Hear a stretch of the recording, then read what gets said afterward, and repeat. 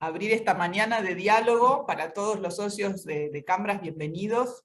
Les agradecemos a Marcelo y a Alon por estar presentes. Para nosotros es muy importante poder contar con especialistas destacados del análisis político de Brasil. Como le comentaba a Alon en privado, habitualmente tenemos este tipo de exposiciones, pero siempre son analistas argentinos que miran desde este lado, ¿no? Entonces para nosotros era muy importante que sean ustedes, además de profesionalmente analizar el ecosistema político brasileño, vivir y sentir la política desde el lugar que nos están ilustrando.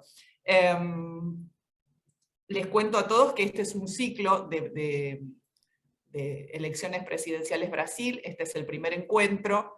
El segundo lo haremos con una especialista de Fundación Don Cabral, y el último estamos confirmando a alguna otra persona, pero la idea es que sean todos speakers brasileños.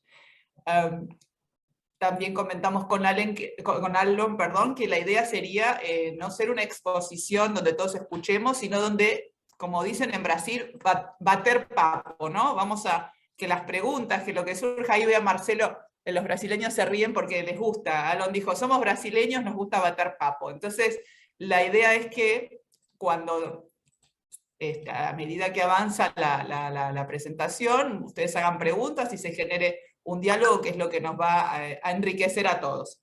Dicho esto, y formalmente los vamos a presentar, es un placer para Cambras dar inicio a este ciclo de diálogo hoy, en este momento tan especial que vive América Latina, y frente a un nuevo escenario de elecciones que tendrá lugar muy prontamente en nuestro querido Brasil. Me gustaría presentar en primer lugar a Alon. Ayúdame con tu apellido, Alon, para pronunciarlo. Feuerberger.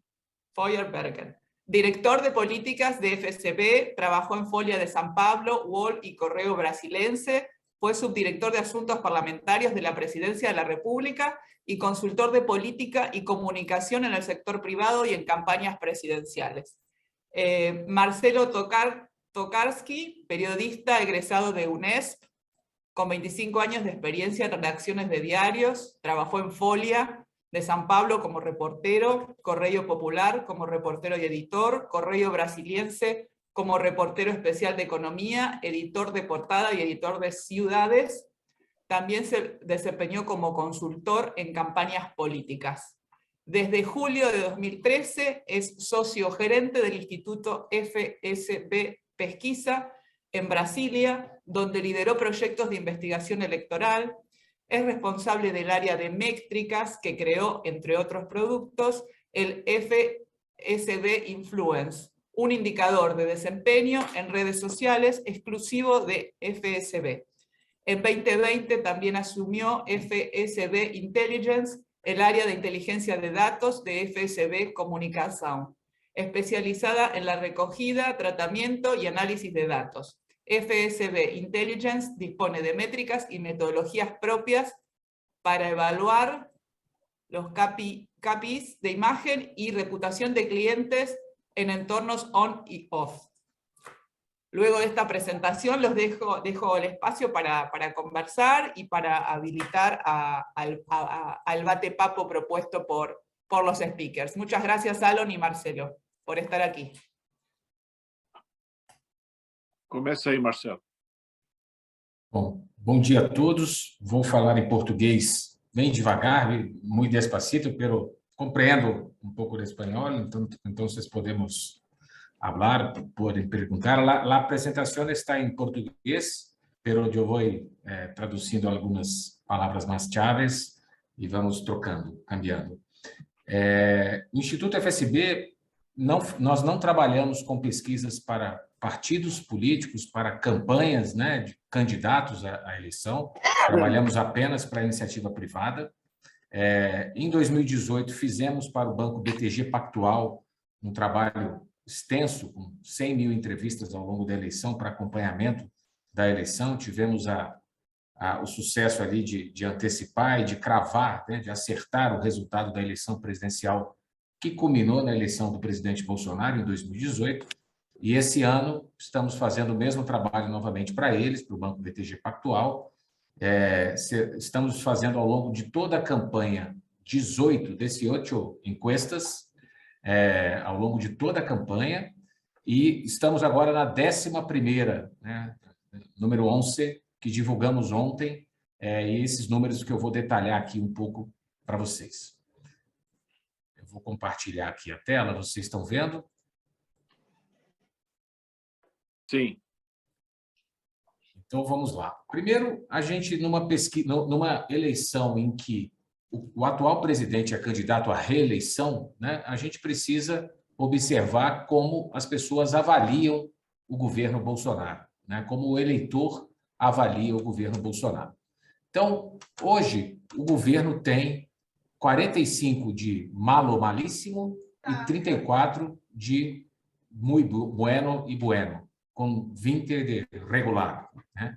É uma avaliação que melhorou ao longo do tempo. O presidente Bolsonaro, durante a pandemia de Covid, né, durante o início ali da pandemia, no ano de 2020, chegou a ter só 19% de muito bueno e bueno, com 60% de malo malíssimo. Ou seja, ele vem ao longo desse ano melhorando a avaliação do seu governo, mas hoje se encontra num patamar mais negativo do que positivo. Ele tem 1/3 de avaliação positiva e tem quase metade de avaliação negativa. Aqui é o que chamamos no Brasil, vocês certamente devem ter também na Argentina, um agregador, né? Cada ponto desse é uma pesquisa diferente. Ao todo, a gente acompanha o trabalho de 20 institutos, né? Com 20 encuestas diferentes, e a gente vê que a média do mercado de pesquisas é muito parecida, né? Com 33% de ótimo e bom, né? De muito bueno e bueno, com 45% de malo ou malíssimo, na média das principais pesquisas divulgadas hoje no Brasil, todas pesquisas oficiais registradas no Tribunal Superior Eleitoral. A gente também faz uma segunda pergunta, que é para aqueles 20% que consideram o governo regular, né? Que não acham nem bueno e muito bueno e nem malo malíssimo. E aí a gente tem uma composição de 45% das pessoas que consideram o governo de alguma maneira positivamente, ótimo e bom, né? Muito bueno e bueno, e um regular mas positivo, e 54% que tem uma avaliação negativa do governo, tá? Isso também está mais ou menos estabilizado. Nas últimas 3 semanas, as nossas encuestas têm sido semanais, todas as segundas-feiras. A gente faz o campo de entrevistas nos finais de semana, né, e divulga na segunda-feira. Um número que nas últimas 3 semanas ficou muito estável. A avaliação de governo, ela parou de melhorar, né? É esse quadro que a gente tem atualmente, né, nesse momento aí da disputa eleitoral. A gente tem também a pergunta se as pessoas aprovam ou desaprovam a forma, a maneira como o presidente Bolsonaro governa o Brasil. E, de novo, a gente tem um quadro de estabilidade aqui nas últimas 3 semanas. 55% dos brasileiros desaprovam a forma como o presidente governa e 40% aprovam a forma como ele governa. Esses dados são muito importantes porque 55% de desaprovação do governo, ele tende a ser a mesma rejeição, né? Vocês chamam de rechaço, né? O rechaço que o candidato à reeleição vai ter. E esses 43%, quem aprova ou quem fica, né, indeciso ali entre aprovar ou não, esses 3%, vão ser o potencial de voto, a quantidade de eleitores que admitem que podem ou não votar, né, no presidente Bolsonaro nesse primeiro turno. A gente vai ver esse número um pouco mais adelante. Na média das pesquisas, né, um número muito parecido, 53-41, né, as pesquisas todas mostram um quadro muito semelhante em termos de como o eleitorado brasileiro, estamos falando aqui de uma parcela da população, a maioria, o Brasil tem 210 milhões de habitantes, o eleitorado hoje está em 156 milhões de pessoas aptas a votarem, né? O voto é obrigatório e as pessoas precisam estar cadastradas para votar. A gente tem 156 milhões de pessoas aptas a votar nessas eleições desse ano.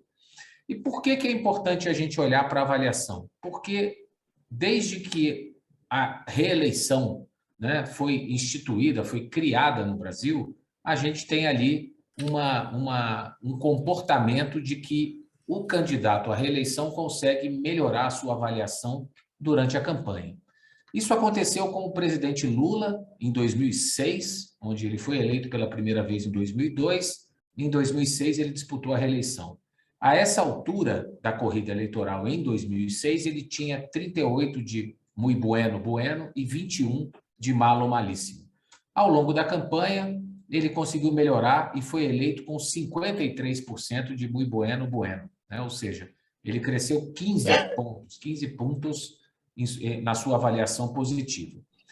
Em 2010, não era uma reeleição do Lula, o Lula lançou, né, a sua então ministra da Casa Civil, a Dilma Rousseff, que foi eleita presidente, não era uma reeleição do Lula, mas era uma reeleição do Partido dos Trabalhadores, do PT.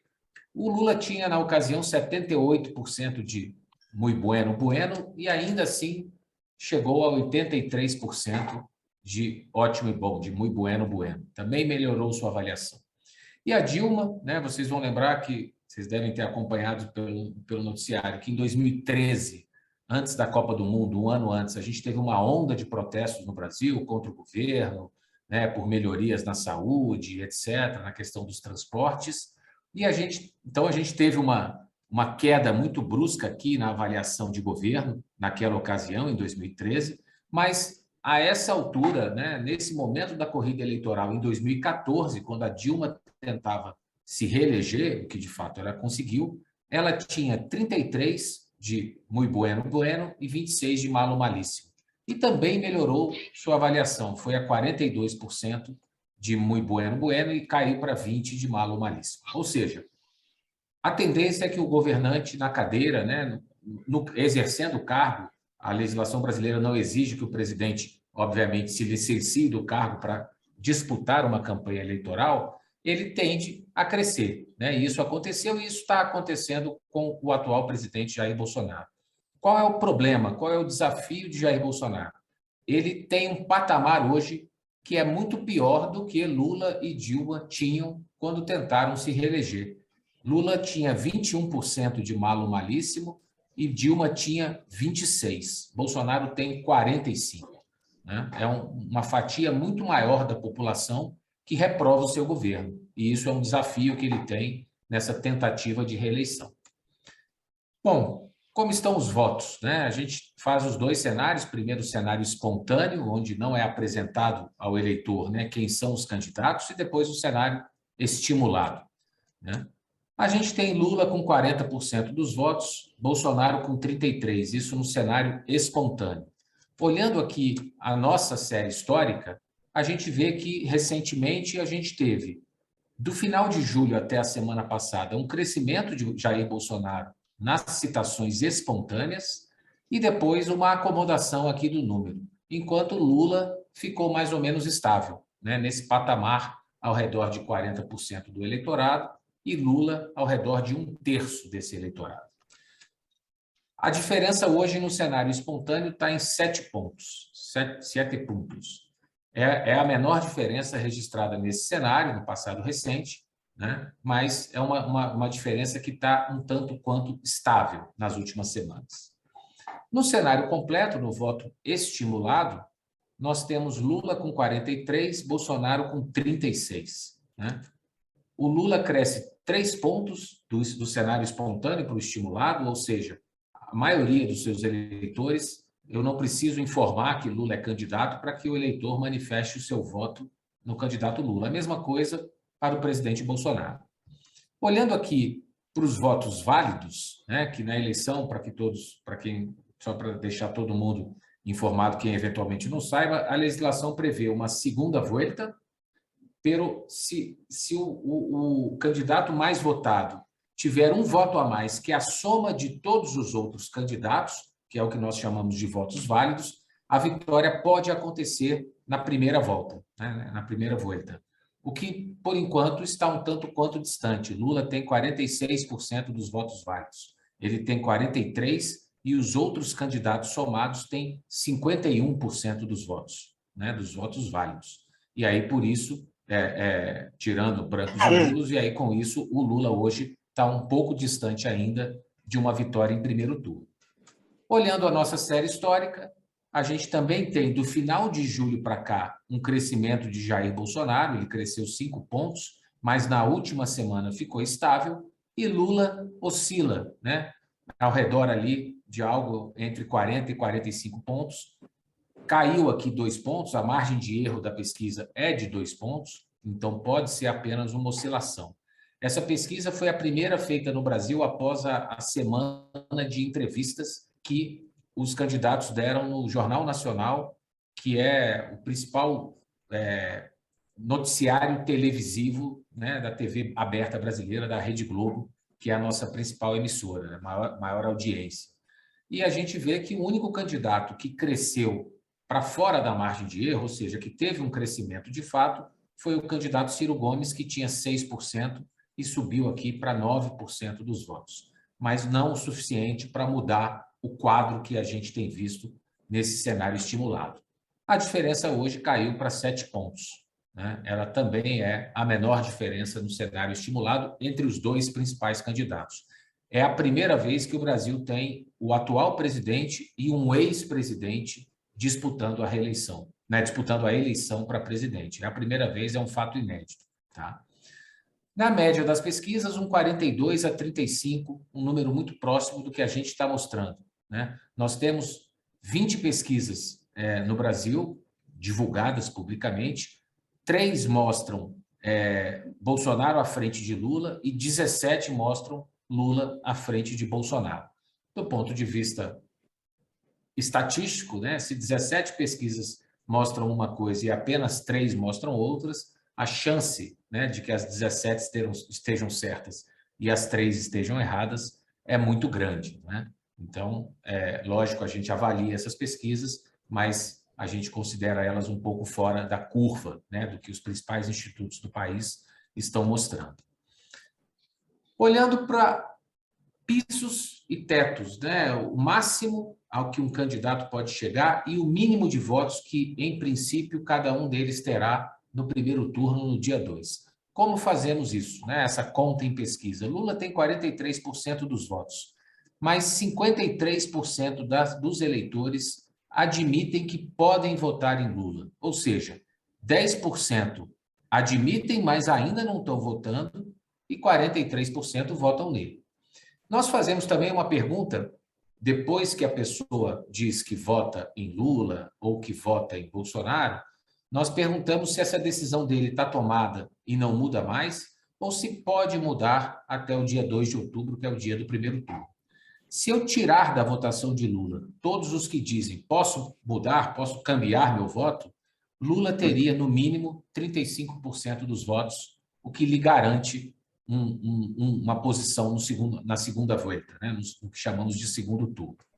Bolsonaro tem um potencial de voto de 43%, ele tem 7% do eleitorado que diz que pode votar nele, mas ainda não está votando, e ele pode perder 4 pontos de pessoas que dizem que votam nele, mas que podem acabar mudando de voto até outubro desse ano.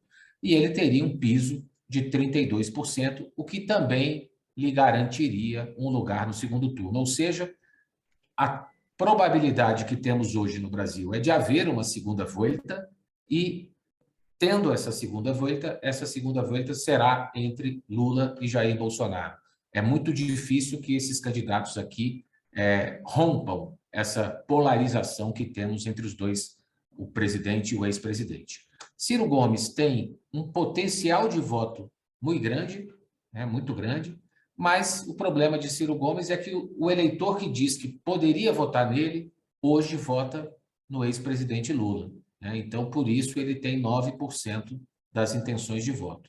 Mas, em compensação, 4 pontos desses 9 são de eleitores que dizem, olha, eu posso mudar meu voto até outubro. Se esses eleitores migrarem aqui para votarem, fazerem o que chamamos aqui de voto útil, né, e votarem em Lula, a gente pode ter um aumento aí de uma probabilidade de definição na primeira volta. Mas, por enquanto, essa não é uma situação dada. E Simone Tebet ela vem crescendo o seu potencial de voto, mas ela ainda é uma candidata muito desconhecida, né? A gente está, esses nomes aqui na tela, né? Lula, vocês conhecem, não preciso dizer, ex-presidente, 2 mandatos, o presidente mais bem aprovado na história. Jair Bolsonaro, o atual presidente, Ciro Gomes, que está disputando a 4ª eleição, já foi governador de estado. A Simone Tebet é uma senadora, filha de um político muito conhecido, que foi presidente do Congresso Brasileiro, mas ela ainda é uma candidata muito desconhecida de metade do eleitorado brasileiro. Olhando para a abstenção, voto no Brasil é obrigatório, mas é um obrigatório em termos, porque a penalidade, né, a multa que a pessoa que não vai votar tem que pagar depois, é uma multa muito baixa, são R$ 5, R$ 6 que a pessoa precisa pagar para regularizar a situação dela como eleitora, né? Ou seja, é um voto obrigatório, mas é um voto que a gente tem uma taxa de abstenção elevada, né? Mesmo sendo um voto obrigatório. Na última eleição, 20% dos eleitores não compareceram no dia da eleição, na primeira volta, né? E isso é um desafio para nós, como um instituto né, que trabalhamos com encuestas. Por quê? Porque esses 20% que não vão votar, ou 18% ou 19%, estão declarando voto nas pesquisas. Então, a gente precisa tentar entender qual é esse comportamento do eleitor que tende a não votar. Nós fazemos 2 perguntas. Uma pergunta é se a pessoa vai votar com certeza, se ela muito provavelmente vai votar, ou o contrário, se ela talvez não vá, ou se ela com certeza não vá. E a gente tem que 84% do eleitorado diz, não, certamente seguro de que estou seguro de que vou a votar, né? Mas temos aqui 16% que não dizem estar seguros disso. Ou seja, está mais próximo daqueles 18%, 20%. E a gente tem uma outra pergunta sobre o interesse na eleição presidencial, e nós temos 17% que dizem que estão pouco ou nada interessados na eleição. De novo, é um percentual mais próximo da rejeição, da abstenção, desculpa. E nós temos também, né, obviamente, os eleitores que declaram que em 2018, na última eleição para presidente, não votaram. Então, a gente tenta fazer um exercício, a gente está aqui no campo da hipótese, mas um exercício para entender quem seria mais afetado com uma potencial. Oi, Alon. Só vou pedir para interromper e pedir para os senhores realmente, se puderem prestar atenção no que nós vamos dizer agora, porque essa é uma parte muito importante da apresentação. Por quê? Na pesquisa espontânea, quando os eleitores, os pesquisados, eles não são apresentados à lista de candidatos, cerca de 20% deles não apontam nenhum candidato. E na pesquisa estimulada, esse número se reduz para 10%. Qual é o problema da pesquisa estimulada? É que no dia da eleição, a porcentagem de eleitores que não escolhem nenhum candidato, ou porque não foram votar, ou porque votam em branco, ou porque votam nulo, se aproxima de quase 30%. Então, tem pelo menos 20% dos pesquisados que dizem que vão votar em alguém e que, na verdade, não vão votar em ninguém. Isso pode distorcer o resultado da pesquisa, principalmente da pesquisa estimulada. Por isso que nós, primeiro, prestamos muita atenção na pesquisa espontânea e, segundo, fazemos esse exercício que o Marcelo vai mostrar para vocês, que é um exercício que só nós fazemos, apesar de todo mundo poder, teoricamente, ter esses dados, e que procuram aproximar a pesquisa do que vai acontecer no dia da eleição. Pode seguir, Marcelo. Bom, aqui a gente tem, vocês já viram, a intenção de voto espontânea, 40 a 33, uma vantagem, uma diferença de 7 pontos a favor de Lula. Se nós considerarmos só os eleitores que dizem que, com certeza, que seguramente irão votar no dia 2, Lula cresceria 1 ponto, Bolsonaro cresceria 3 pontos. A diferença cairia para 5 pontos. Se eu pegar só aqueles 83% que dizem que estão mais ou menos ou muito interessados na eleição presidencial, Lula cresceria 2 pontos, mas Bolsonaro cresceria 5 pontos. A diferença cairia para 4. E se eu pegar só quem votou em 2018, tirando o eleitor que não se absteve, de novo, né, estamos fazendo uma simulação aqui, obviamente, não necessariamente serão as mesmas pessoas, mas partindo da ideia de que podem ser os mesmos perfis sociodemográficos, né? A gente teria Lula crescendo 1 ponto, Bolsonaro crescendo 4 pontos e a diferença caindo para 4 pontos. O mesmo acontece no voto estimulado, onde o Lula também tem uma vantagem de 7 e nas mesmas simulações essa diferença vai diminuindo. O que esse exercício aponta para a gente? Existe uma parcela do eleitorado que hoje vota no ex-presidente Lula, mas que não está tão engajada assim na eleição, tão interessada, tão atenta à eleição. E uma eventual abstenção, em princípio, pode prejudicar mais o candidato Lula do que o candidato Bolsonaro, que tem, o presidente Bolsonaro tem um eleitorado um pouco mais convicto, um pouco mais mobilizado que o eleitorado hoje do ex-presidente Lula, tá? É um pouco esse o recado que a gente queria deixar para vocês, para a gente prestar muita atenção nesses números daqui para frente. Bom, o presidente Bolsonaro, durante a pandemia de Covid, ele perdeu mais da metade dos seus eleitores, ou seja, mais da metade das pessoas que tinham votado nele na eleição de 2018 diziam que, se a eleição fosse em 2020, não votariam nele de novo. Estavam decepcionadas com o então candidato. De lá para cá, ele veio recuperando esses eleitores e chegou aqui a um patamar de 73%, né? Muito estável nas últimas 3 semanas. Ou seja, 1/4 das pessoas, 1 de cada 4 eleitores que votaram em Jair Bolsonaro em 2018, hoje não estão querendo votar de novo nele. Estão votando em Lula, estão votando que são 11%, ou estão votando em outros candidatos, né?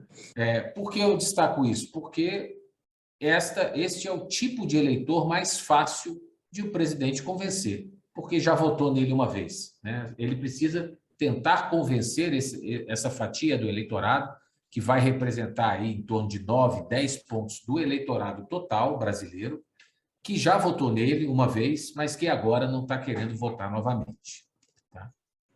O que temos de espaço para mudança? Né? A gente está há 32 dias da eleição, de primeiro turno, e a gente até hoje, como vocês viram nos gráficos anteriores, a gente teve pouca mudança, né? A gente nunca teve uma eleição presidencial no Brasil com eleitores tão convictos, tão seguros da sua decisão de voto. A gente tem quase 80% dos eleitores dizendo que votam em Bolsonaro, em Lula, em Ciro, e que não mudam mais seu voto até outubro, né? Só 21% dizem que podem mudar de voto. Em 2018, em agosto de 2018, esse percentual, no final de agosto, esse percentual estava pouco acima de 60%. Né? A gente tem, pela presença de Lula e de Bolsonaro, 2 líderes políticos, cada um no seu campo, né? Mas 2 líderes muito relevantes, a gente tem um eleitorado bastante mais convicto, seguro da sua decisão. E os eleitores mais seguros são justamente os eleitores de Jair Bolsonaro e de Lula. Quase 9 de cada 10 eleitores de Jair Bolsonaro dizem que não mudarão mais seu voto e um pouco mais de 8 em cada 10 de Lula dizem que não mudarão mais seu voto. Se a gente projetar isso no total do eleitorado, a gente tem que 2 de cada 3 pessoas, 2 de cada 3 eleitores votam em Lula ou em Bolsonaro e não mudam mais de voto até a eleição. A gente tem um caminho muito pequeno para o surgimento ainda de uma nova candidatura, uma nova não porque todos são candidatos, mas de alguma candidatura que ganhe espaço, né, musculatura suficiente para ameaçar o lugar de um desses 2 no nosso segundo turno, na segunda volta, né? E nunca um candidato que tinha menos de 15%, 18% dos votos a essa altura, né, a 30 dias da eleição, conseguiu chegar no segundo turno. A gente não teve isso em eleições presidenciais e a gente acredita que é muito difícil uma surpresa que tire ou Lula ou Bolsonaro da eleição, a não ser que aconteça, né? Nós viemos de 2 eleições presidenciais. Em 2014 houve a morte de um presidenciável, né, com a queda do avião, o Eduardo Campos, que era uma terceira via que vinha crescendo na ocasião, e em 2018 tivemos a facada, né, no candidato Bolsonaro, que também mudou o rumo ali da eleição. Quem são as segundas opções de voto, né? Aqueles 21% que dizem que podem mudar, cambiar o voto, eles se distribuem de maneira mais ou menos semelhante entre Lula e Ciro Gomes e depois entre Bolsonaro e Simone Tebet, né? Ou seja, o presidente Bolsonaro, eu chamo atenção para essas áreas vermelhas aqui, circuladas, o presidente Bolsonaro vinha se transformando numa segunda opção de voto mais efetiva para quem dizia que podia mudar o voto, e esse movimento foi interrompido e agora até diminuiu, né? O que é ruim para ele, porque ele precisa conquistar novos eleitores. Hoje, só 13% desses 21 que admitem cambiar de voto votariam em Jair Bolsonaro se mudassem, né, se cambiassem o seu voto. E com esse voto útil, Lula poderia chegar a 47%, poderia ganhar mais 4 pontos, o que pode mexer com a questão da gente ter ou não a segunda volta, e Bolsonaro hoje poderia ir a 39% dos votos em primeiro turno. A probabilidade estatística de nós termos a segunda volta hoje é de quase 100%, né? A grande maioria das pesquisas aponta uma necessidade de segunda volta, e as que apontam uma possibilidade de vitória de Lula na primeira volta apontam dentro da margem de erro, né? Ou seja, não há uma segurança nem nas que apontam de que, de fato, é esse o cenário. Como é que está o segundo turno, a segunda volta entre Bolsonaro e Lula, né, que é o único cenário viável hoje? A gente tem Lula com 52 e Bolsonaro com 39. Aqui tem uma informação muito importante. Bolsonaro cresce só 3 pontos. Ele tem 36 na primeira volta e vai a 39 na segunda. Lula não. Lula tem 43 na primeira volta e vai a 52 na segunda volta.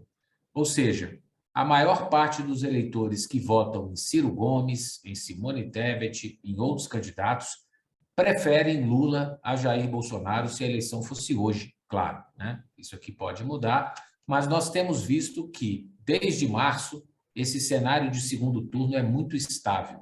Bolsonaro nunca teve mais que 39 e Lula nunca teve menos que 51, né, na nossa série, comparando as nossas pesquisas. É um cenário, é quase uma linha reta, quase uma total estabilidade, variações muito pequenas, todas praticamente dentro da margem de erro da pesquisa. Marcelo. Oi. Então, só uma observação. Ontem, o antigo IBOP, né, que agora se chama IPEC, que é um instituto, um dos institutos mais tradicionais de pesquisa, que era o IBOP, e agora as pessoas criaram uma nova empresa chamada IPEC, deu pela primeira vez uma redução na diferença entre Lula e Bolsonaro nas projeções de segundo turno, nas projeções de segunda volta, né? Vamos ver se isso se confirma. Se isso se confirmar, se houver de fato uma movimentação, será uma novidade na campanha eleitoral, porque, como o Marcelo bem colocou, a tendência até o momento é de uma estabilidade na diferença entre os dois nas projeções de segundo turno. Bom, aqui só para nós vermos como o eleitor que vota em Ciro Gomes, que vota em Simone Tebet ou que está indeciso, por exemplo, no primeiro turno, como vota no segundo turno, onde a gente tem a simulação Lula versus Bolsonaro. E vocês vão ver que a área vermelha é sempre maior que a área azul, né? Ou seja, isso explica por que Lula cresce os 9 pontos entre a primeira e a segunda volta, e Bolsonaro cresce apenas 3, porque Bolsonaro é mais rejeitado entre os eleitores que inicialmente preferem não votar em nenhum dos dois, mas no segundo turno ele é mais rejeitado que Lula. A eleição, claro, não está definida, né? Faltam 30 dias e o cenário ainda é muito aberto, né? Então, a gente tem que olhar primeiro para o rechaço, né? O que a gente chama de rejeição no Brasil. Bolsonaro tem uma rejeição de 55% contra 45% de Lula. E mais do que uma diferença de 10 pontos, né? Vamos notar que 10 pontos a mais de rejeição a Bolsonaro, ele está 7 pontos atrás na primeira volta, ele está 12 pontos atrás na segunda volta, né? É isso que tem impedido que Bolsonaro tente a se aproximar mais de Lula, né? O Lula tem um potencial de voto estável, que não mexe, está muito ao redor ali de 53%, 54% dos eleitores, e Bolsonaro, após melhorar aqui no final de julho para o início de agosto, também agora está com um potencial de voto muito estável, essa linha azul. 43% das pessoas admitem que poderiam votar em Bolsonaro. Ciro Gomes cresceu o seu potencial de voto na última semana e Simone Tebet também conseguiu crescer com a exposição que ela teve na imprensa, né, na TV brasileira. A rejeição a Lula está bastante estável, ao redor de 44%, 45%, e a rejeição de Bolsonaro, que também caiu, e o que aconteceu aqui em 25 de julho, entre 25 de julho e 8 de agosto? Aconteceu uma redução forte no preço dos combustíveis, né, da gasolina, do óleo diesel, enfim, que era uma questão muito relevante aqui no país, e também a aprovação da PEC emergencial, que ampliou o valor do principal programa social, que é o Auxílio Brasil, o antigo Bolsa Família. Mas a rejeição a Bolsonaro também está bastante estável em 55%. Né? E um candidato que é rejeitado, rechaçado por 55% dos eleitores, tem uma vitória difícil, né? Ele tem o desafio de, nos próximos 32 dias, reduzir essa rejeição para menos de 50%, para que ele tenha condições de ganhar a eleição. O Auxílio Brasil, né? Não sei se todos sabem, mas é o principal programa social, é um programa de redistribuição de renda, que paga um auxílio mensal em dinheiro para famílias de baixíssima renda, né? para famílias muito pobres. Metade deste Auxílio Brasil é pago na região nordeste do país, que é a região mais pobre do país. Foi um programa formado, né, criado ali ao longo do primeiro governo do ex-presidente Lula. O Bolsonaro manteve o programa, depois que assumiu em 2019, mas ele, só neste ano agora, há 6 meses da eleição, cambiou o nome do programa, né? Tirou o nome Bolsa Família e passou a pagar o Auxílio Brasil. E agora, nesse mês, ele conseguiu ampliar, aumentar de R$400 para R$600 o valor mensal desse benefício, desse pagamento que é feito às pessoas de baixa renda. Mas, apesar disso, a votação de Lula e de Bolsonaro, tanto entre os eleitores que recebem, quanto os eleitores que não recebem, mas que moram com alguém que recebe, ou seja, que é, de alguma maneira, beneficiado também por esse pagamento, vocês notem que Lula, aqui as margens de erro são maiores, a gente está falando de uma fatia pequena da população, mas Lula segue muito mais votado que Bolsonaro entre quem recebe ou é indiretamente impactado pelo Auxílio Brasil. No restante do eleitorado, que é a maioria, os dois estão empatados, 39 a 38. Mas essa diferença aqui é o que explica a vantagem de Lula na corrida eleitoral, né, no total do eleitorado. E a gente tem as questões econômicas que têm pautado, né, muito a decisão de voto do eleitor. A gente tem ainda 52%, a maioria do eleitorado, que acha que o Brasil está em crise e que não consegue superar essa crise. 35% acham que o Brasil está em crise econômica, mas começando a melhorar, né? E por que isso é muito importante? Porque se a eleição fosse entre quem acha que o Brasil está num bom momento econômico ou está começando a melhorar da sua crise econômica, o presidente Bolsonaro estaria eleito. Ele é muito mais votado nessa parcela da população. A questão é que, naquela maioria que considera que o Brasil está em crise e está com dificuldade de superar essa crise, o Lula é amplamente mais votado e isso coloca ele em vantagem ali na disputa contra o atual presidente. Em relação à inflação, a gente teve uma escalada muito forte da inflação também no primeiro semestre desse ano. No final de maio, 70% dos eleitores achavam que os preços continuariam subindo nos próximos 3 meses. Isso veio caindo fortemente após a redução dos combustíveis, principalmente. Agora a gente teve 2 meses de deflação, né, de redução de alguns preços. Com isso, pela primeira vez na semana passada, a gente teve uma um empate entre os otimistas e os pessimistas com a inflação. E esse número agora continuou melhorando, mas melhorando menos do que ele tinha melhorado, né? E é mais uma estabilidade, ou seja, também já teve essa melhora na percepção do eleitor. E, de novo, Lula é mais votado, muito mais votado entre os pessimistas, entre quem acha que os preços vão continuar subindo. Bolsonaro é mais votado entre quem acha que a inflação está caindo, né? E Lula chegou a empatar aqui entre quem acha que os preços ficarão iguais. Por quê? Porque são pessoas que antes achavam que a inflação continuaria aumentando, elas migraram para cá e agora, aparentemente, uma parcela dessas pessoas começaram a achar que vale a pena votar no ex-presidente. Por isso, o Lula cai um pouco e o Bolsonaro cresce um pouco entre quem acha que a inflação não sobe mais. Perguntamos também sobre a situação financeira do eleitor, né? Se a situação financeira individual dele melhorou ou piorou nos últimos 30 dias, para a gente tentar medir o impacto dessa redução da inflação. E a gente tem números um tanto quanto estáveis, com 31% das pessoas dizendo que a vida piorou, 48% que ficou igual, mas ficou igual de maneira ruim, né? E 20% que a vida melhorou. E, de novo, Bolsonaro é muito mais votado em quem diz que melhorou de vida, conseguiu emprego, a renda aumentou. Os dois empatam entre quem acha que a vida está igual.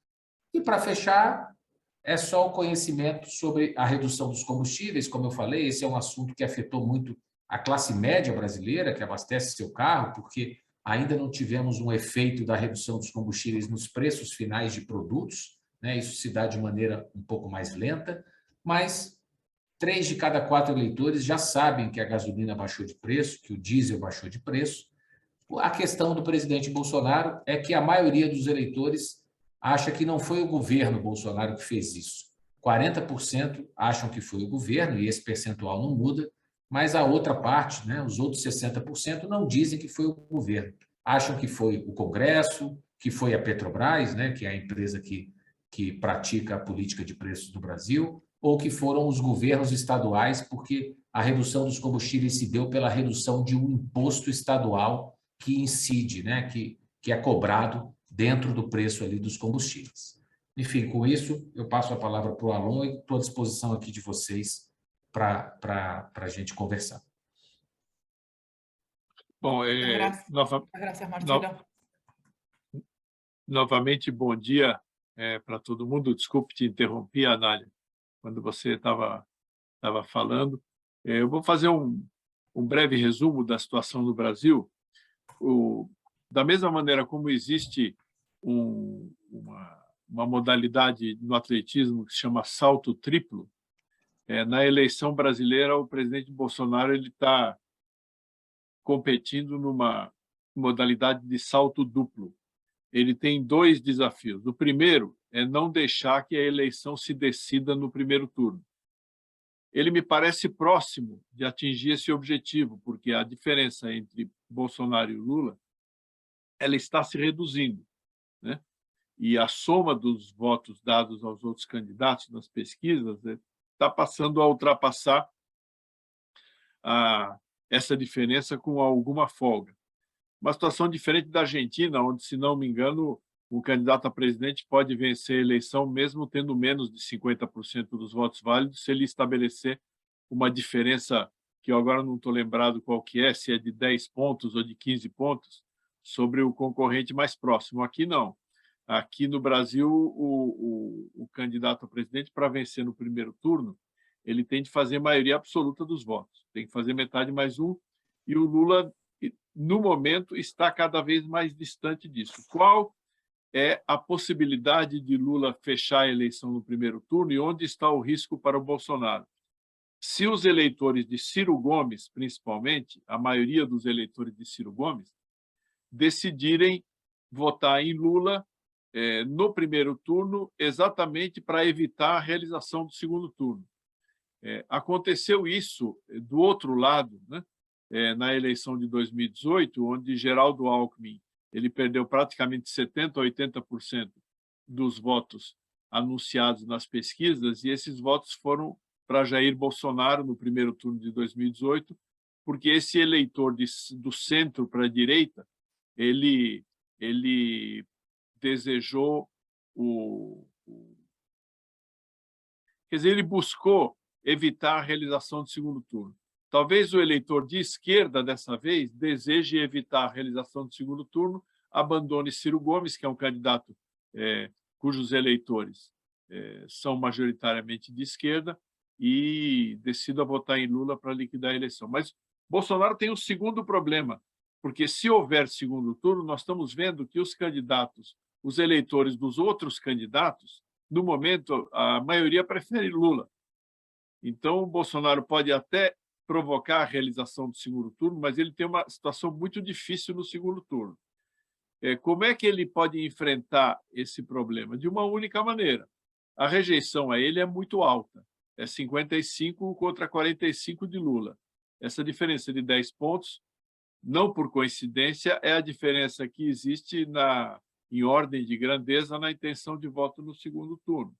Então, o que Bolsonaro tem de fazer? Ele ou diminui a própria rejeição, ou aumenta a rejeição de Lula. De preferência, faz as duas coisas.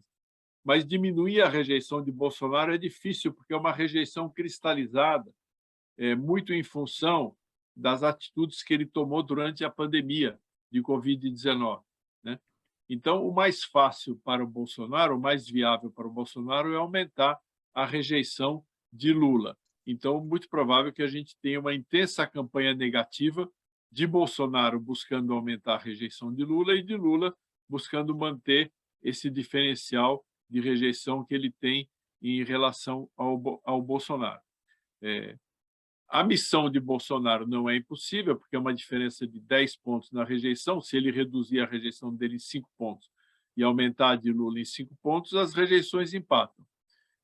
Qual é o problema de Bolsonaro? Ele enfrenta grandes rejeições em grandes grupos populacionais, que são principalmente as mulheres, os pobres e a região nordeste do Brasil.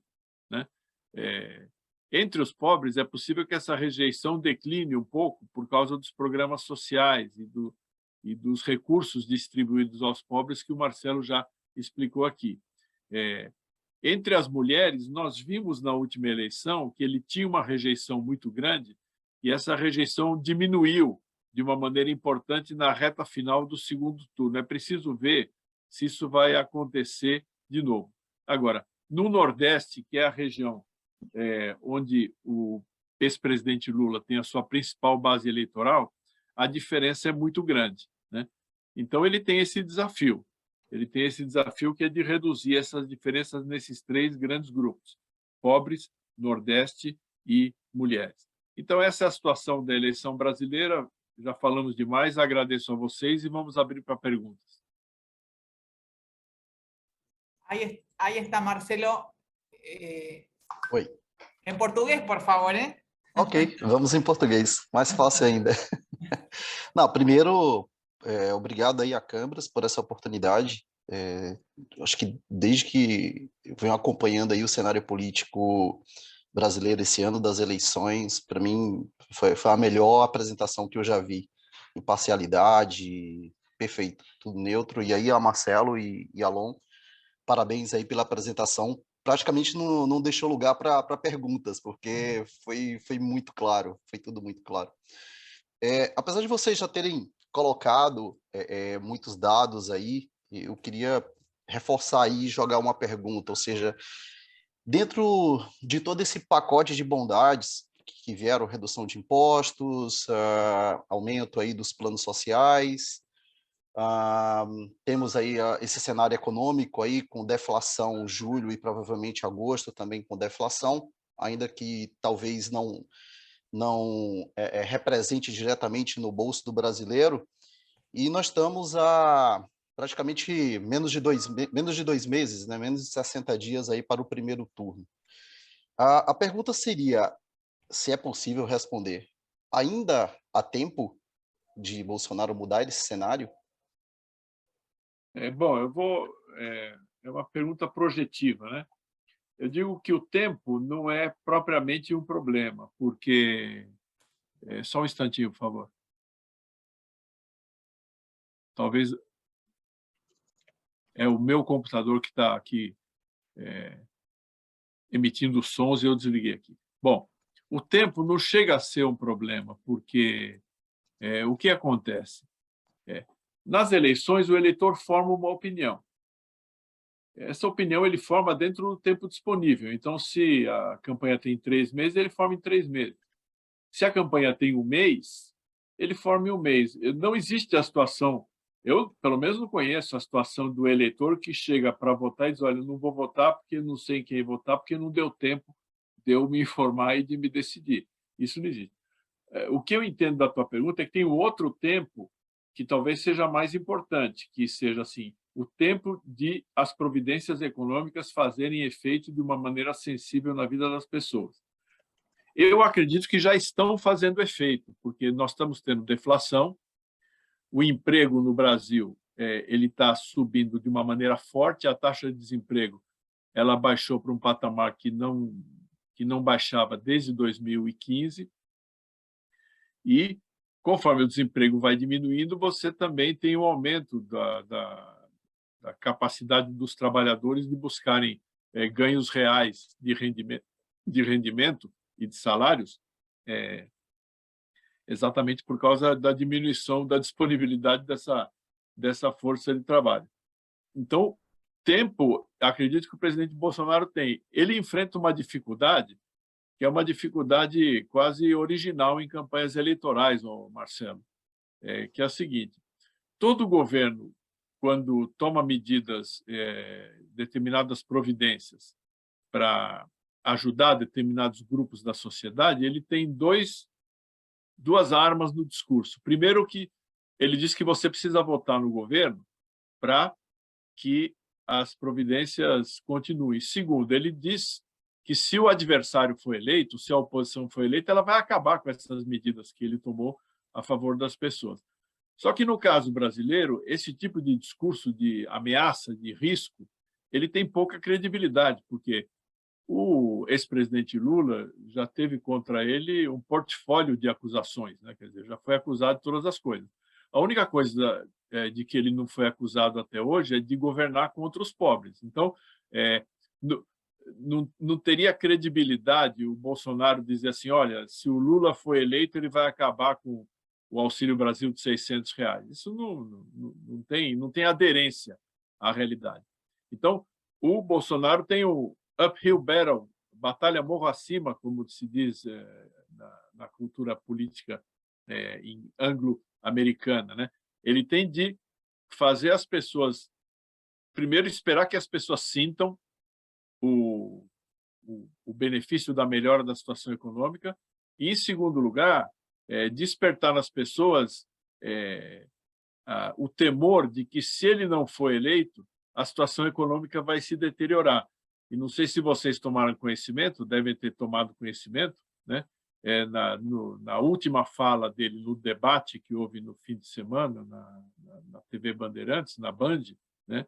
Na fala derradeira dele, na fala final, ele fez ali os ataques costumeiros aí ao Chile, à Colômbia e à Argentina, e citou especialmente a situação da economia da Argentina. Então, é possível que ele use esse parâmetro de comparação, né? Vejam que eu não estou fazendo um juízo de valor sobre a política econômica da Argentina, nem sobre o governo da Argentina, nada disso. Eu estou dizendo o que o Lula falou, né? O Lula fez esse aceno de crítica à Venezuela, Colômbia, Chile e Argentina. Você falou Desculpa, Lula. Bolsonaro falou, né? E falou da Nicarágua também em relação às igrejas. É o conjunto das coisas que Bolsonaro costuma falar. Então, tempo, Marcelo, ele tem. Não é muito, e é preciso saber se isso vai ter algum efeito. A dificuldade para ele, Marcelo, é que Lula está fazendo movimentos ao centro. Então, colocou um vice ali, que é um político de centro-direita, está procurando se aproximar de setores empresariais, da Federação de Indústria do Estado de São Paulo, tem ali, na prática, um aliado, né, que é o Josué Alencar, filho do José Alencar, que foi vice-presidente dele. Então, Lula está fazendo esses movimentos. Não é fácil, não é simples, mas tempo tem e é possível. É preciso saber se Bolsonaro vai ter competência para isso. Não sei se respondi aí a sua pergunta.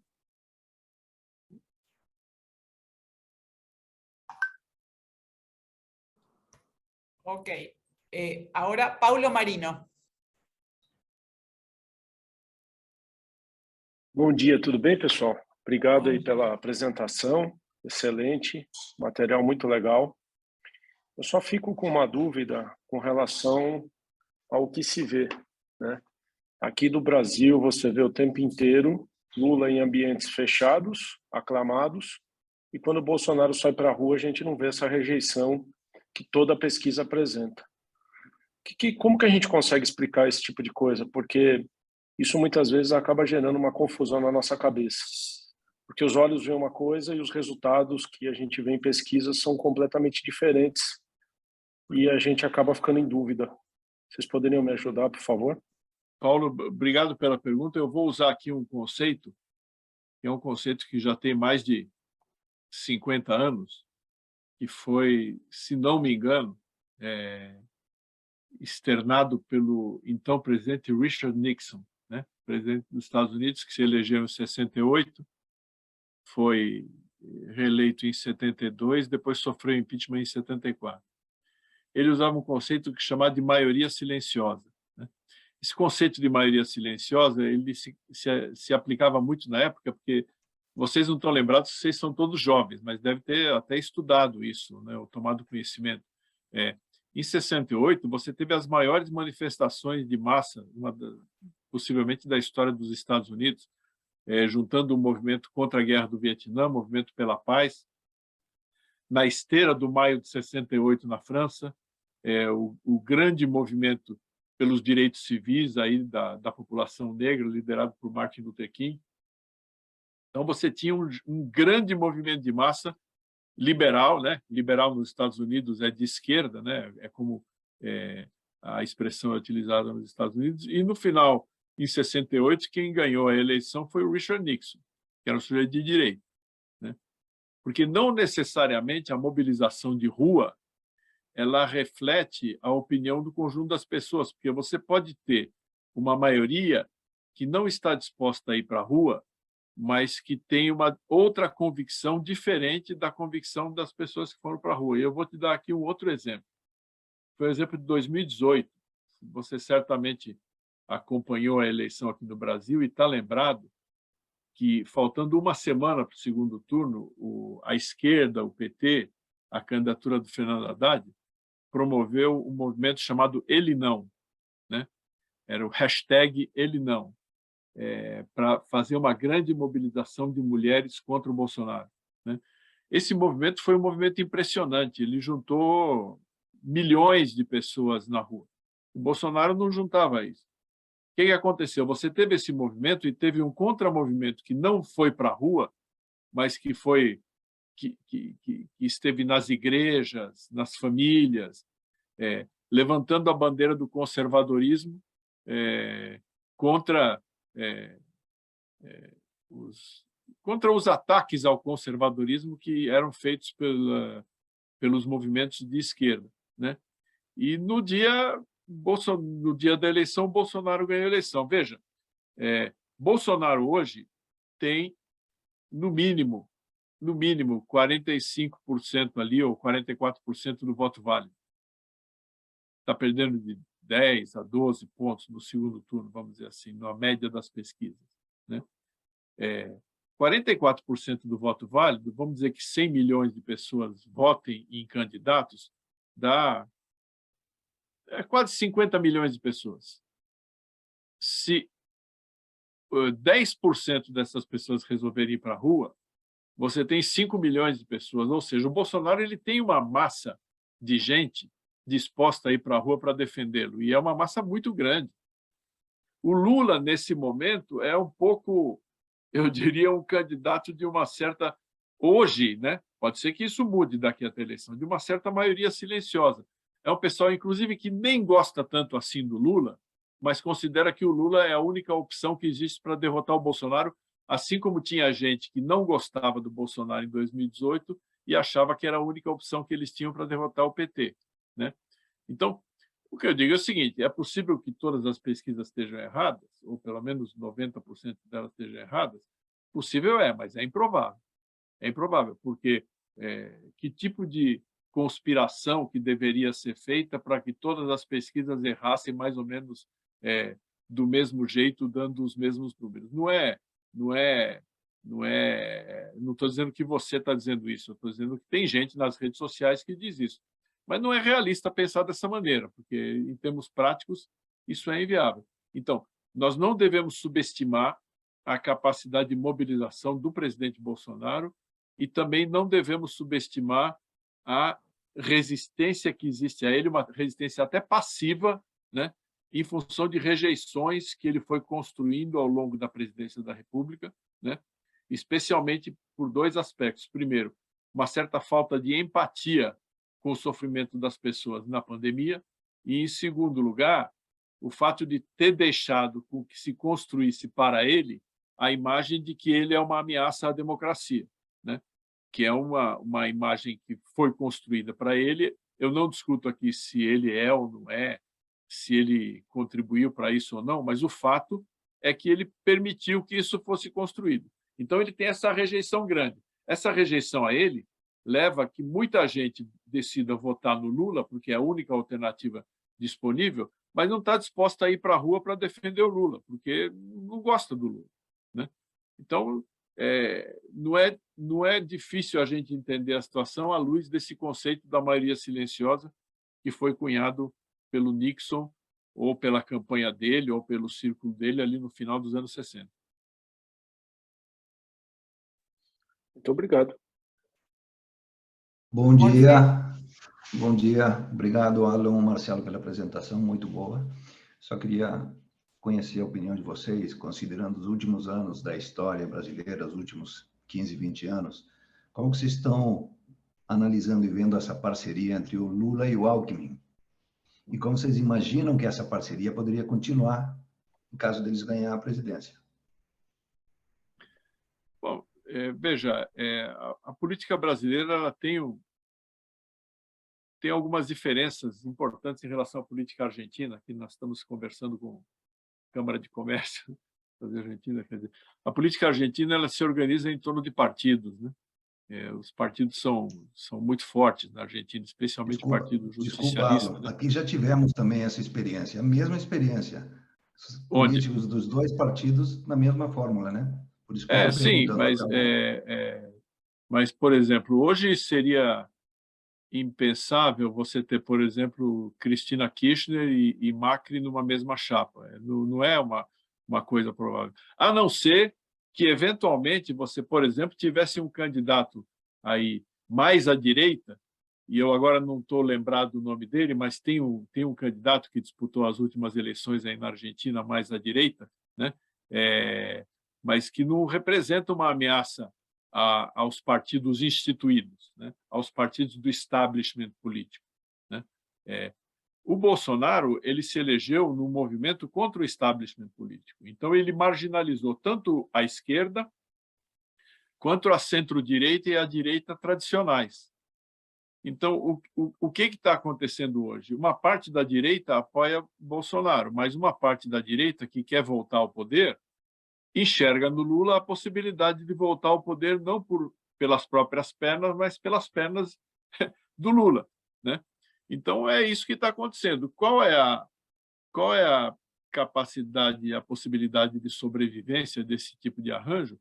Eu diria para você, Jorge, que depende da ameaça externa. Enquanto houver uma ameaça externa de uma outra força política que ameace o establishment político tradicional, é perfeitamente possível esse establishment político tradicional se unir para se defender dessa ameaça externa, né? Porque Bolsonaro ele se aliou com uma parte do establishment político, do chamado centrão, né? Que são os políticos de alguns partidos como o PL, os republicanos e os progressistas, né? Que são partidos médios de centro-direita. Mas ele não é o candidato do establishment, ele não é um candidato da imprensa, por exemplo. A imprensa está totalmente contra ele. Ele não é o candidato do grande empresariado, né? Se você pegar os bancos e o capital financeiro, hoje são muito mais próximos de uma candidatura do Lula do que de Bolsonaro, né? E é mais ou menos isso, quer dizer, quando você tem uma ameaça externa, o establishment acaba se unindo, e a aliança de Lula com Alckmin é um pouco isso, facilitada ali pelo fato de Bolsonaro ter deixado construir para ele a ideia de que ele é um golpista e que quer acabar com a democracia no Brasil. Então, veja que essa aliança do Lula com Alckmin, ela une o útil ao agradável, porque ela é útil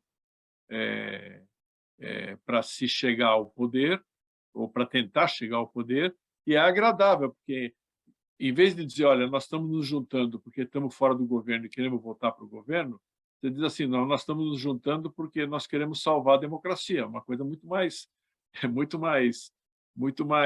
vendável, né, do ponto de vista do marketing político, do que você dizer simplesmente, nós estamos fora do governo e queremos voltar, né?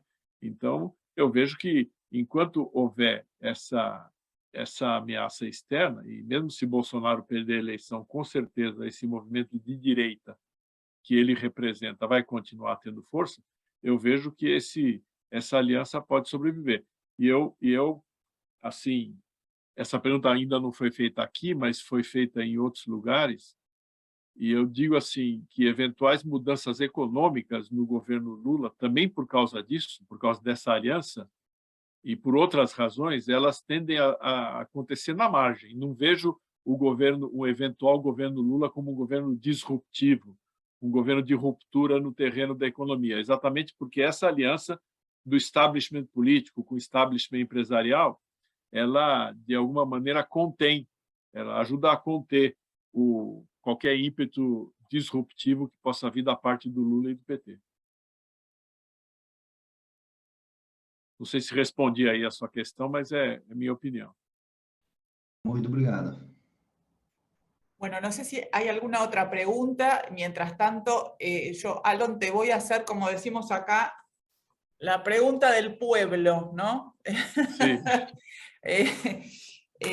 ¿Cómo ves la relación Argentina-Brasil, Brasil-Argentina con un eventual triunfo de Lula en las elecciones de Brasil? Veja, eu acredito que um eventual governo Lula vai buscar retomar a integração sul-americana nos padrões em que ela vinha acontecendo antes desses governos de esquerda serem derrotados, né? Claro que isso vai ter que ser feito em novas bases, né? Nas bases aí dessa década que está começando agora, essa década de 20. Então, a gente vai ter de ver em que bases serão essas, né? Mas quando o Lula estava no governo aqui, nós tivemos um avanço na integração, tanto em termos econômicos, quanto em termos de defesa, e também em termos políticos, um certo alinhamento político. Eu acredito que o Lula, se eleger, vai buscar isso, né? Acredito também que, do ponto de vista econômico, as relações, mesmo com Bolsonaro, têm sido relações normais. Não houve uma ruptura econômica entre Brasil e Argentina, até porque Brasil e Argentina, Argentina e Brasil estão condenados, né, a uma aliança pela geografia, pela geopolítica, pelas circunstâncias econômicas e pela proximidade entre os povos também, né? Que já é uma realidade. Nós temos as nossas rivalidades, mas a proximidade entre os povos é uma proximidade grande. Então, assim, não vejo grandes mudanças na área da economia. Pode ser que nós tenhamos um movimento mais ativo de integração do ponto de vista político. Mas é preciso saber também não só o que vai acontecer no Brasil, mas o que vai acontecer na Argentina, né? Porque me parece, acompanhando assim à distância, sem ser um especialista, que o governo Alberto Fernandes está um pouco enfraquecido, né? E existe um risco real de perder a eleição a próxima eleição presidencial. Então, nós podemos até ter uma certa inversão, né? Quer dizer, ter um governo de esquerda no Brasil e um governo mais à direita na Argentina. Agora, de qualquer maneira, são governos que vão ter de se entender. E eu não vejo como isso possa deixar de acontecer, até porque, tanto no caso do Brasil quanto no caso da Argentina, o comércio entre os dois países é extremamente importante. E nenhum presidente pode se dar ao luxo de comprometer esse comércio sob o risco, aí sim, de provocar desemprego, de piorar as condições econômicas e de, portanto, perder força política e perder popularidade. Então, eu sou bastante otimista em relação ao desenvolvimento das relações do Brasil com a Argentina. ¿Alguien quiere formular alguna pregunta? Luis, ¿te gustaría hacer alguna pregunta?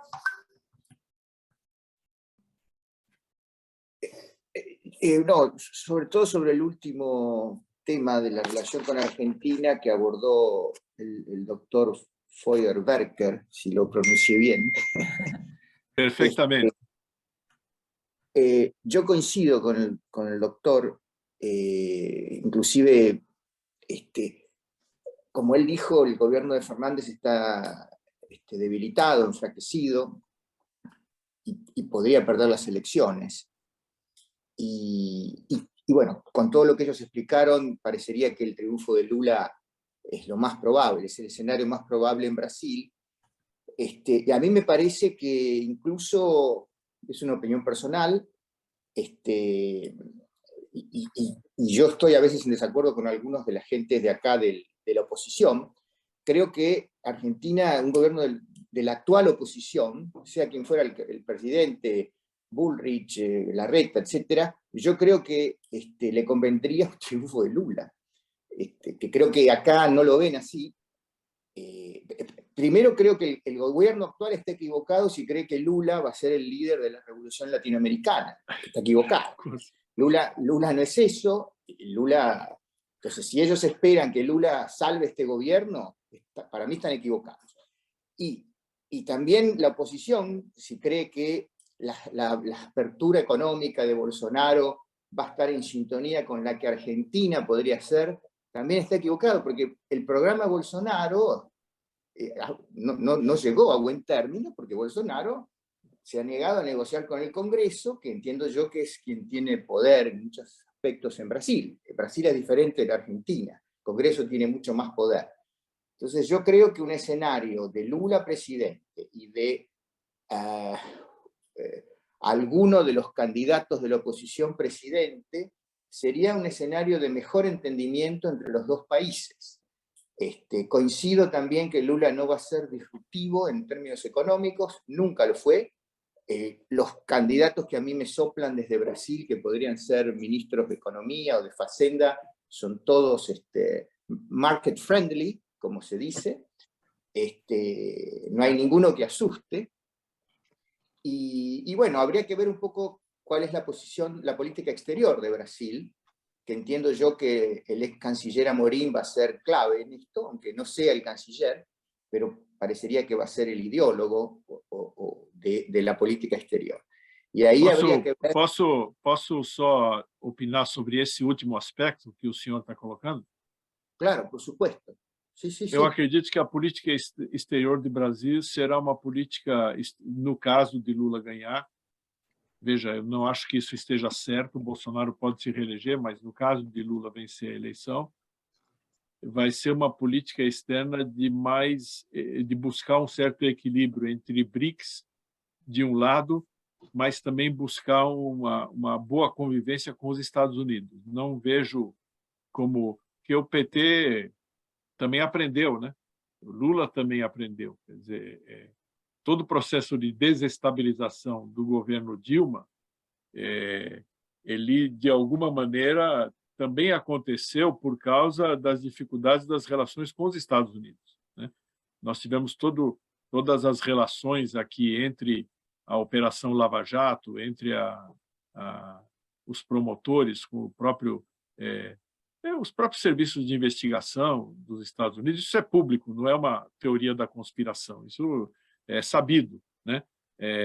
Então, eu acredito que Lula vai tomar um pouco de cuidado com essa questão da relação com os Estados Unidos. E nós temos visto manifestações do governo Biden e de oficiais, autoridades do governo Biden, sistematicamente contra a campanha que o presidente Bolsonaro, as manifestações do presidente Bolsonaro, em torno de desconfiança do processo eleitoral. Todas as manifestações do governo americano são de confiança no processo eleitoral brasileiro. Isso é o quê?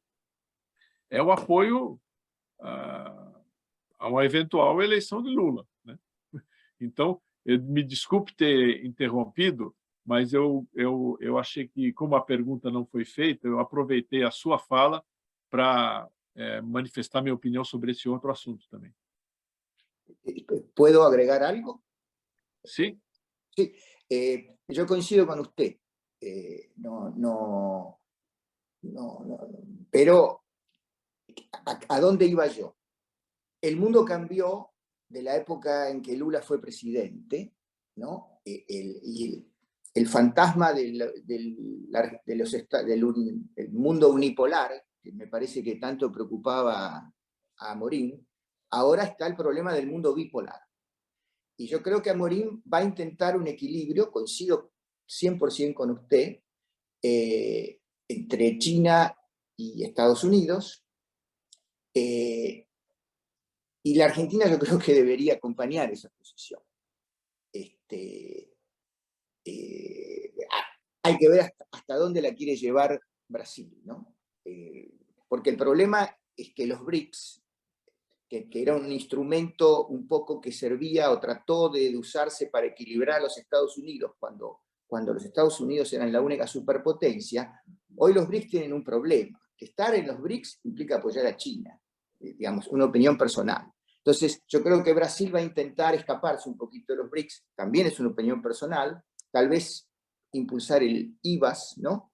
Juntarse con la India tiene una diferencia con China importante, le tiene miedo a China, y me parece que por esa línea iría más la política exterior de Brasil, y la Argentina debería entender esto y ver si puede sumarse. Es una opinión personal, ¿no? Ya está. No. Era mi comentario. ¿Alguien quiere hacer alguna pregunta, algún comentario?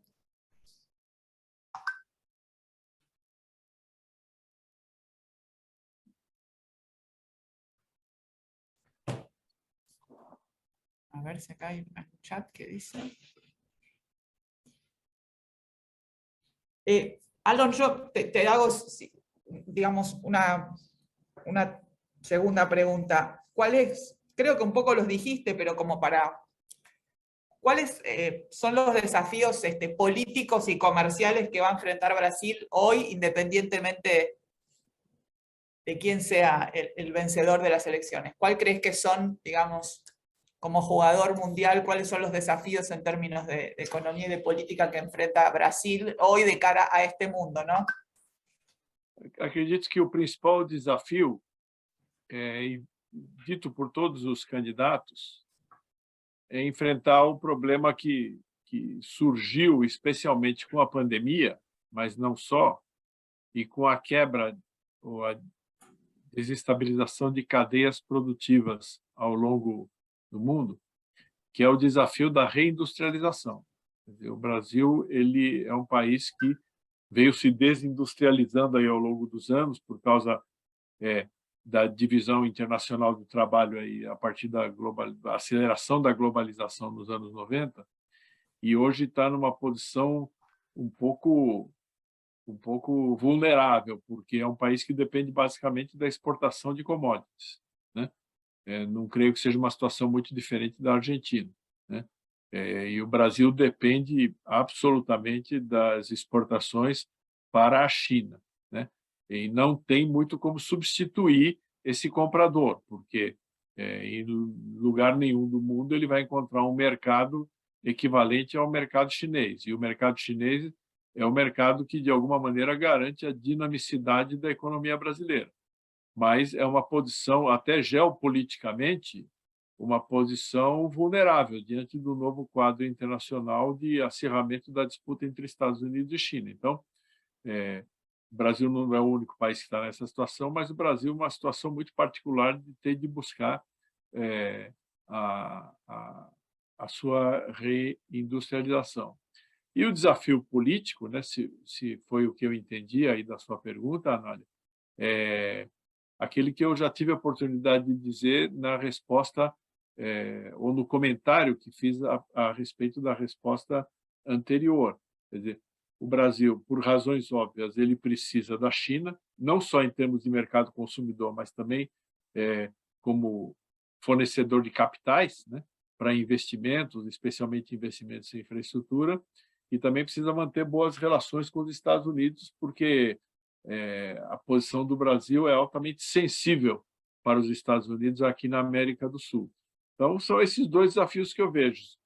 Buscar um processo de reindustrialização, buscar novos mercados, buscar capitais para investimento em infraestrutura. O Brasil tem uma grande deficiência de infraestrutura e, ao mesmo tempo, se equilibrar entre Estados Unidos e China. Não é fácil. Até o presidente Bolsonaro, nesse último período, ele tem buscado esse reequilíbrio. Quando o presidente dos Estados Unidos era Donald Trump, ele tinha um alinhamento muito mais próximo dos Estados Unidos, né? Hoje, como eu disse para vocês, o governo Biden é um governo que, na minha visão, prefere a eleição de Lula, né? Então, eu vejo que esses são os principais desafios. E vou pedir desculpas para vocês, porque são 10h56 e eu tenho que entrar daqui a 4 minutos numa outra reunião. Mas eu fico feliz dessa reunião ter se estendido, porque, de alguma maneira, me parece que foi útil para vocês, assim como foi útil para nós também. Los felices somos nosotros y déjame decirte en presencia de Claudio, que nos está escuchando, que no exageró para nada, que se quedó corto con lo que me dijo. Realmente ha sido un placer tenerlos a Marcelo y a vos esta mañana, y agradecerle a Claudio por esta posibilidad que fue, digamos, el puente para que hoy estuviesen ustedes compartiendo tan excelente presentación para todos nosotros. Muchísimas gracias, y este apenas es el primer encuentro, trabajaremos para que podamos hacer más. Muchísimas gracias. E estamos à disposição de vocês. Para nós é um prazer poder trocar essa ideia, e agradecer também ao Cláudio, que, além de um grande profissional, é um grande amigo nosso, né? E agradecer a ele pela oportunidade que nos deu de conhecer vocês. Muchas gracias. Bom dia. Nós que agradecemos. Bom dia. Tchau, tchau. Boa semana para todos. Muchas gracias. Buenos días a todos. Obrigado. Hasta luego. Tchau, tchau.